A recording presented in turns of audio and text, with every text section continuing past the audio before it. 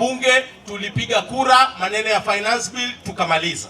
Ninasikia ya kwamba nataka kuenda kufanya maandamano tarehe 7 mwezi wa 7. Mimi nataka kumwambia hivi, sisi maneno ya kura tulimaliza. Maneno ya maandamano hatutaki. Na sisi kama Wakisii hatuna muda ya kuenda kufanya maandamano. Mwezi wa 3 Machi yeye alienda akafanya maandamano akaweka sufuria kwa kichwa. Sisi tulienda shambani tukapanda mahindi na saa hizi ndio tunaenda kuvuna hiyo mahindi.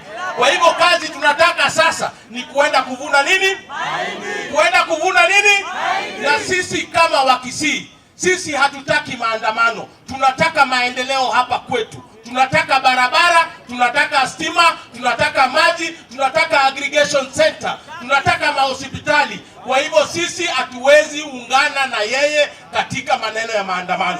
Na nataka kuambia mahakama pia, musiwe mnaletewa kesi zote kwenu, inapoteza maendeleo, inapoteza masaa ya maendeleo. Kwa hivyo tunataka kuambia mahakama, mfanye kazi kwa haraka, mumalize maneno ya finance bill, tupitishe ili wananchi waweze kupata yale maendeleo walimuuliza Mheshimiwa William Ruto na Rigathi Gachagua. Kwa hayo mengi na machache, sasa ninataka kumwalika ndugu yangu, my elder brother from